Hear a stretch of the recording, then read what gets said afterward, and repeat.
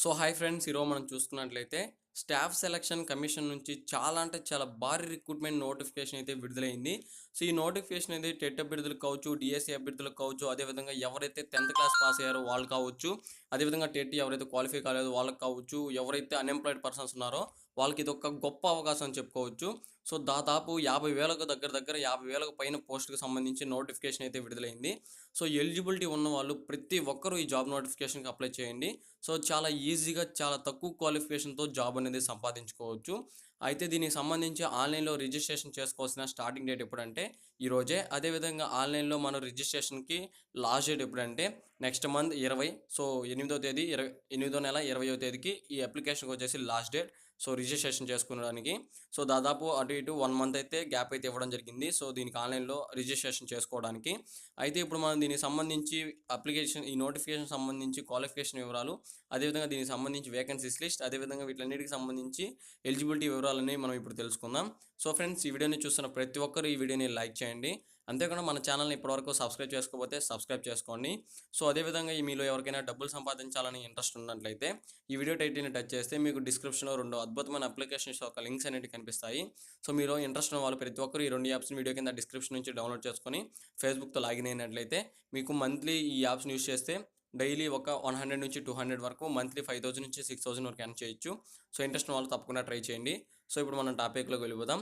టాపిక్‌లో వెళ్ళిపోయినట్లయితే మనకు ఎస్ఎస్‌సి నుంచి జీడీఎస్ సంబంధించి ఒక పెద్ద రిక్రూట్మెంట్ నోటిఫికేషన్ అయితే ఈరోజు మనకు విడుదలైంది కదా! సో ముందుగా చూసుకున్నట్లయితే ఇందులో మీకు స్టార్టింగ్ సాలరీ వచ్చేసి ఎంత ఉందంటే 21,700 నుంచి 69,100 వరకు స్టార్టింగ్ సాలరీ అనేది ఉంటుంది. సో రిమైనింగ్ ఎలిమెంట్స్ అన్ని కలుపుకొని 25,000 నుంచి స్టార్టింగ్ సాలరీ అయితే వీళ్ళకైతే కేటాయించడం జరిగింది. సో ఇందులో వచ్చేసి మేల్స్‌కి వచ్చేసి 47,307 జాబ్స్ అనేటివి ఉన్నాయి. అలాగే ఫీమేల్స్‌కి వచ్చేసి 77,646, అంటే ఇద్దరికి కలిపి దాదాపు 54,953 పోస్టులు అయితే ఖాళీగా ఉన్నాయి. సో మళ్ళీ ఇంకోసారి చూద్దాం. మేల్స్‌కి వచ్చేసి 47,307 పోస్టులు అయితే ఖాళీగా ఉన్నాయి. ఫీమేల్స్‌కి వచ్చేసి 7,646 పోస్టులు అయితే ఖాళీగా ఉండడం అయితే జరిగింది. సో ఫస్ట్ వచ్చేసి కేటగిరీ వైజ్ ఎన్ని వేకెన్సీస్ ఉన్నాయో ఇక్కడ మనం చూద్దాం. సో ముందుగా చూసుకున్నట్లయితే కేటగిరీ వైజ్ బీఎస్ఎఫ్ చూసుకున్నట్లయితే ఎస్సీ వాళ్ళకి 2,351.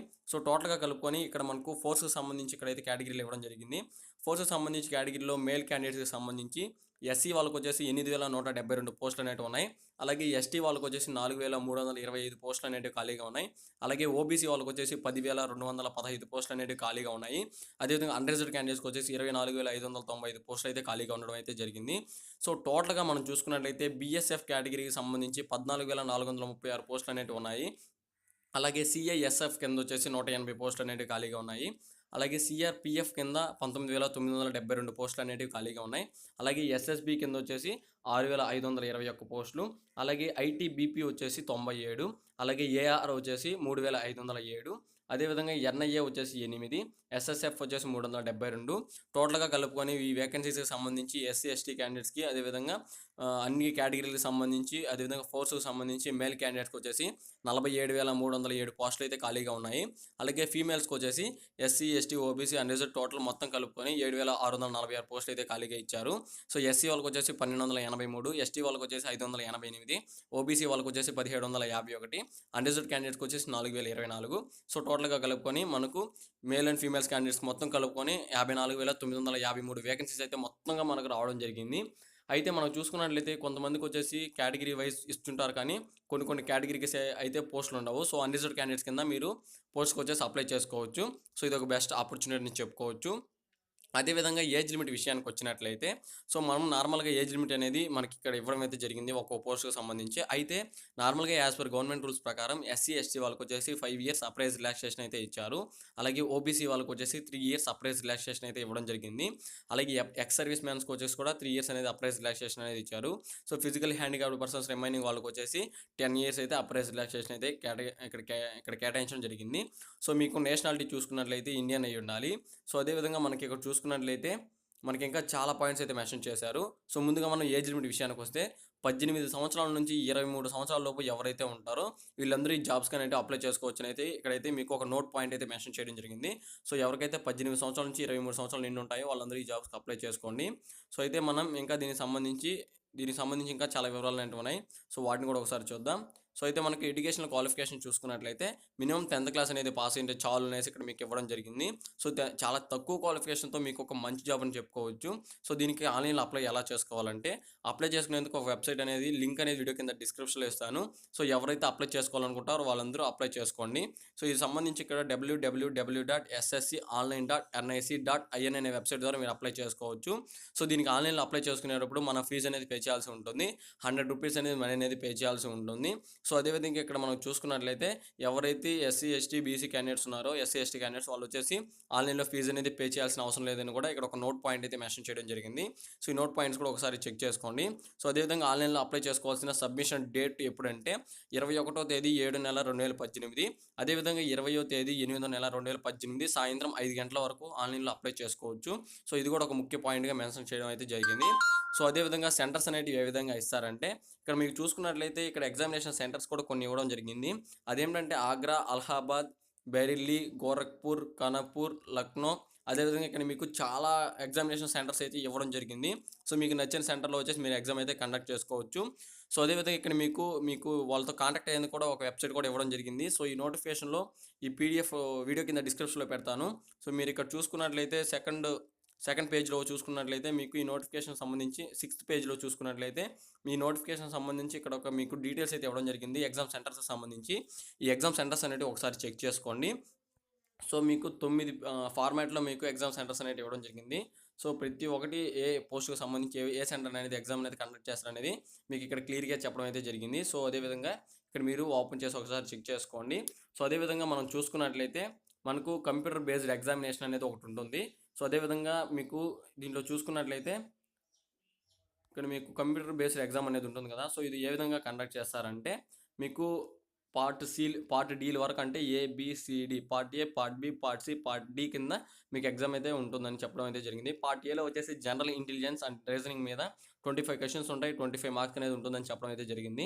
అలాగే దీనిలో పార్ట్ బి వచ్చేసి general knowledge and general awareness మీద 25 క్వెషన్స్ ఉంటాయి. 25 మార్క్స్ అనేది మాక్సిమం తీసుకున్నారు. అలాగే పార్ట్ సిలో వచ్చేసి ఎలిమెంటరీ మ్యాథమెటిక్స్ చూసుకున్నట్లయితే 25 క్వెషన్స్ 25 మార్క్స్‌కి ఉంటుందని చెప్పడం అయితే జరిగింది. సో టోటల్‌గా వచ్చేసి మీకు 75 మార్క్స్‌కి అదేవిధంగా 100 మార్క్స్ గురించి మీకు ఎగ్జామ్ అయితే కండక్ట్ చేస్తారు. సో 90 మినిట్స్ అనేది అంటే 1.5 గంట మీకు 1.5 అవర్ అయితే మీకు ఎగ్జామ్ అయితే కండక్ట్ చేస్తామని చెప్తున్నారు. సో అదేవిధంగా మనం చూసుకున్నట్లయితే ఫిజికల్లీ ఎఫిషియెంట్ టెస్ట్ కూడా ఒకటి ఉంటుందని కూడా చెప్పడం జరిగింది. సో ఫిజికల్లీ ఎఫిషియెంట్ టెస్ట్ అనేది ఏ విధంగా ఉంటుందంటే మనం చూసుకున్నట్లయితే మేల్ క్యాండిడేట్స్‌కి వచ్చేసి 5 కిలోమీటర్స్ ఇన్ 24 మినిట్స్. సో 24 నిమిషాల్లో 5 కిలోమీటర్లు పరిగెత్తాల్సి ఉంటుంది. అలాగే 8.5 నిమిషాల్లో 1.6 కిలోమీటర్స్ అనేది పరిగెత్తాల్సి ఉంటుంది ఫీమేల్స్ వాళ్ళైతే. సో అలాగే మనకు లడాక్ రీజియన్‌కి సంబంధించి చూసుకున్నట్లయితే పైన చూసుకున్నట్లయితే పీడీకి సంబంధించి ఇక్కడ లడాక్ రీజియన్‌కి సంబంధించి చూసుకున్నట్లయితే రేస్ వచ్చేసి ఒక మైల్ వచ్చేసి 6.5 నిమిషాలు పరిగెత్తాల్సి ఉంటుంది. అదేవిధంగా ఫీమేల్స్ వచ్చేసి 4 మినిట్స్‌లో 800 మీటర్స్ అనేటివి రన్ చేయాల్సి ఉంటుందని చెప్పడం అయితే జరిగింది. సో అదేవిధంగా మనకు చూసుకున్నట్లయితే ఎక్స్ సర్వీస్ మ్యాన్స్‌కి ఇవన్నీ ఉండవని కూడా ఇక్కడ మీకు మెన్షన్ చేశారు. అలాగే మీకు ఫిజికల్లీ స్టాండర్డ్ టెస్ట్ కూడా ఉంటుందని కూడా చెప్పడం జరుగుతుంది.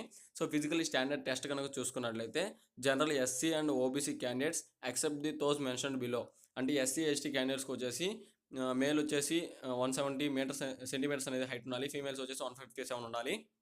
అలాగే మినిమమ్ హైట్ వచ్చేసి 162.5 అదేవిధంగా ఫీమేల్స్ వచ్చేసి 150 ఉండాలి. సో అదేవిధంగా మీకు ఏ జాబ్‌కి సంబంధించి ఏ విధంగా ఉండాలి అనేసి మీకు హైట్స్‌కి సంబంధించి ఫిజికల్ స్టాండర్డ్ టెస్ట్‌కి సంబంధించి ఇక్కడ కొన్ని డీటెయిల్స్ అయితే ఇచ్చారు. సో పీడీఎఫ్ డౌన్లోడ్ చేసుకున్నప్పుడు ఇవన్నీ చెక్ చేసుకోండి. సో అదేవిధంగా మనం చూసుకున్నట్లయితే చెస్ట్‌కి సంబంధించి దీంట్లో మనకు ఇప్పుడు దీనికి సంబంధించి హైట్‌కి సంబంధించి ఇచ్చారు కదా! అలాగే చెస్ట్‌కి సంబంధించి కూడా ఇవ్వడం అయితే జరిగింది. సో ఇక్కడ మీకు చెస్ట్‌కి సంబంధించి మేల్ క్యాండిడేట్స్‌కి, ఫీమేల్ క్యాండిడేట్స్‌కి ఏ విధంగా ఉండాలో కూడా ఇక్కడ మీకైతే క్లియర్‌గా ఎక్స్‌ప్లెయిన్ చేయడం అయితే జరుగుతుంది. సో వెయిట్‌కి సంబంధించి కూడా కొన్ని డీటెయిల్స్ అనేటివి ఉన్నాయి. కానీ అవేం పెద్ద ఇంపార్టెంట్ కానట్లు ఇక్కడైతే చెప్పడం అయితే జరిగింది. సో మెయిన్ పాయింట్స్ అయితే మనకి ఇక్కడ ఎక్కువగా మెన్షన్ చేయడం జరిగింది. సో ఆ తర్వాత వచ్చేసి మెడికల్ ఎగ్జామినేషన్ అనేది ఒకటి కండక్ట్ చేస్తామని చెప్తున్నారు. సో మెడికల్ ఎగ్జామినేషన్‌కి సంబంధించి మీకు ఇక్కడ ఏ విధంగా ఉంటుందంటే మీకు కొన్ని ఇంపార్టెంట్ ఇన్‌స్ట్రక్షన్స్ అయితే ఇచ్చారు మెడికల్ ఎగ్జామినేషన్‌కి సంబంధించి. వాటిని కూడా ఒకసారి చూడండి. అదేవిధంగా ఐసైట్ కూడా ఇక్కడ మీకు ఎక్స్‌ప్లెయిన్ చేయడం జరిగింది. సో ఐసైట్ అయితే మీకు చూసుకున్నట్లయితే ఇక్కడ మీకు రిఫ్రాక్షన్, కలర్ విజన్, రిమార్క్స్‌కి సంబంధించి చిన్న పాయింట్సే. సో ప్రతి ఒక్కరికి ఇది ఎలిజిబిలిటీ అనేది వస్తుంది. సో అదేవిధంగా జనరల్ మెడికల్ గైడ్‌లైన్స్ కూడా ఉండాలని కూడా చెప్పడం జరుగుతుంది. సో జనరల్ మెడికల్ గైడ్‌లైన్స్ కూడా ఉండాలని తప్పనిసరి అనేసి కూడా మీకైతే ఇక్కడ చెప్పడం జరిగింది. సో అదేవిధంగా ఈ నోటిఫికేషన్ సంబంధించి మనకు సెలక్షన్ ప్రాసెస్ అనేది ఏ విధంగా ఉంటుందంటే ఇవన్నీ పాస్ అయిన తర్వాత మీ డాక్యుమెంటేషన్ అనేది వెరిఫికేషన్ చేసేసి తర్వాత మీకు అయితే జాబ్ అయితే కేటాయించడం జరుగుతుందని చెప్తున్నారు. సో ఇక్కడ మీకు చూడొచ్చు ఏ విధంగా ఇక్కడ మీకు సెలక్షన్ ప్రాసెస్ అనేది ఏ విధంగా ఉంటుందో మీకైతే ఇక్కడైతే ఇవ్వడం అయితే జరిగింది. సో ప్రతి నోటిఫికేషన్‌లో మనకు జనరల్ ఇన్‌స్ట్రక్షన్స్ అనేటివి ఇస్తారు. సో చాలా ఇంపార్టెంట్. సో ఏ నోటిఫికేషన్‌కి ఏ జాబ్‌కి అప్లై చేసినా మీరు జనరల్ ఇన్‌స్ట్రక్షన్ అనేటివి ఖచ్చితంగా ఫాలో అయితేనే మీరు ఖచ్చితంగా జనరల్ ఇన్‌స్ట్రక్షన్స్ అనేటివి చదువుకొని తర్వాత మీరు ఏ నోటిఫికేషన్‌కి అప్లై చేయండి. సో దీంట్లో కూడా మీకు కొన్ని జనరల్ ఇన్‌స్ట్రక్షన్స్ అయితే ఇవ్వడం జరిగింది 10వ పాయింట్‌లో. సో మీరు ఒకసారి జనరల్ ఇన్‌స్ట్రక్షన్స్ అనేటివి చదువుకోండి. సో మీకు ఇక్కడ చూసుకున్నట్లయితే ఇంకా మీకు చాలా డీటెయిల్స్ అనేవి ఉన్నాయి. కానీ మనకి ఇవేమి ఇంపార్టెంట్ కాదు. సో కొన్ని మాత్రమే మనకు ఇక్కడైతే ఇంపార్టెంట్ పాయింట్స్ మాత్రం తెలుసుకుందాం అనుకుంటున్నాం. సో ఇన్‌స్ట్రక్షన్స్ అయితే చాలా ఇవ్వడం అయితే జరిగింది. సో ఇక్కడ మీకు ఎగ్జామ్ సంబంధించి అదేవిధంగా మీరు ఆన్‌లైన్‌లో అప్లై చేసుకునేందుకు వెబ్‌సైట్ యొక్క లింక్ అనేది వీడియో కింద డిస్క్రిప్షన్‌లో ఇస్తాను. సో అదేవిధంగా దీనికి సంబంధించి మీకు ఇంకా ఏమైనా డౌట్స్ వస్తే వీడియో కింద కామెంట్ చేయండి. సో ఓవరాల్‌గా అయితే మనం దీనికి అప్లై చేసుకోవాల్సిన లాస్ట్ డేట్ వచ్చేసి నెక్స్ట్ మంత్ 20. సో అంటే 20వ తేదీ 8వ నెల 2018. సో ఎలిజిబిలిటీ ఉన్నవాళ్ళు తప్పకుండా అప్లై చేసుకోండి. సో చాలా అంటే చాలా మంచి జాబ్ రిక్రూట్‌మెంట్ నోటిఫికేషన్. సో ఓవరాల్‌గా అయితే ఇది ఫ్రెండ్స్ స్టాఫ్ సెలక్షన్ కమిషన్ నుంచి వచ్చిన ఒక భారీ రిక్రూట్‌మెంట్ నోటిఫికేషన్. సో ప్రతి ఒక్కరూ అప్లై చేసుకోండి. ఇది ఫ్రెండ్స్ ఓవరాల్‌గా అయితే మరో జాబ్ నోటిఫికేషన్‌తో మరో వీడియోలో కలుద్దాం. This is your Mastan signing off. Bye.